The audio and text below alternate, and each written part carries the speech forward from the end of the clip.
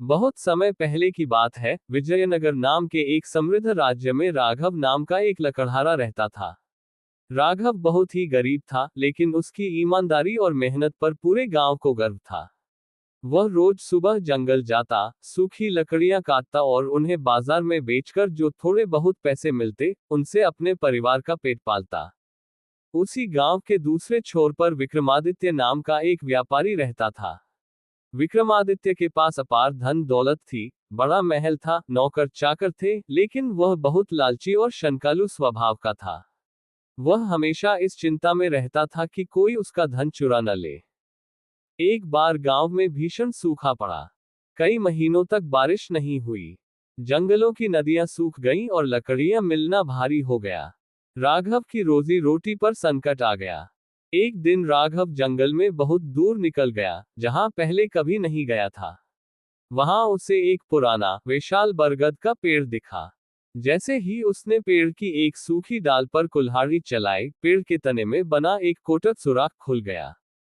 राघव ने देखा कि उस कोटक के अंदर सोने के सिक्कों से भरी एक पुरानी थैली रखी थी। राघव ने थैली निकाली और सिक्के गिने। पूरे 100 सोने के सिक्के थे। राघव की आंखों में आंसू आ गए। उसने सोचा, भगवान ने मेरी प्रार्थना सुन ली। लेकिन तभी उसने अपनी अंतरात्मा की आवाज सुनी, ये धन मेरा नहीं है।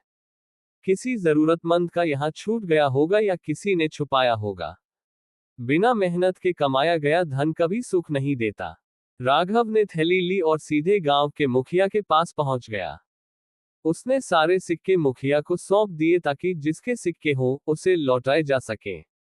व्यापारी विक्रमादित्य को जब इस बात का पता चला तो उसके मन में लालच आ गया। वह तुरंत मुखिया के पास पहुंचा और झूठ बोलते हुए बोला, मुखिया जी, ये थैली तो मेरी है। कुछ दिन पहले जंगल से गुजरते वक्त मेरी सोने के सिक्कों की थैली गिर गई थी। उसमें 110 सोने के सिक्के थे। मुखिया सीधे सादे इंसान थे। उन्होंने थैली खोली तो उसमें केवल 100 सिक्के निकले। विक्रमादित्य ने तुरंत राघव पर आरोप लगाते हुए कहा, देखा, इस गरीब लकड़हारे ने ईमानदारी का नाटक किया, लेकिन थैली में से 10 सिक्के चुरा लिए। इसमें 110 सिक्के होने चाहिए थे। राघव ने हाथ जोड़कर कहा, साहब, मैंने थैली को छुआ तक नहीं, जैसी मिली थी वैसी ही मुखिया जी को दे दी। मैंने कोई चोरी नहीं की। लेकिन विक्रमादित्य अड़ा रहा। बात बढ़ती गई और मामला राज्य के न्यायप्रिय राजा के दरबार तक पहुंच गया। राजा के दरबार में दोनों पक्षों की बात सुनी गई।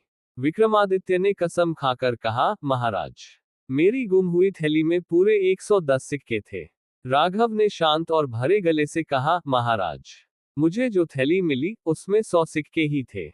मैंने एक भी सिक्का नहीं निकाला। राजा बहुत बुद्धिमान थे। वे समझ गए कि विक्रमादित्य लालच में आकर झूठ बोल रहा है और राघव की ईमानदारी पर झूठा दाग लगा रहा है। राजा ने थोड़ा सोचा और मुस्कुराते हुए अपना फैसला सुनाया।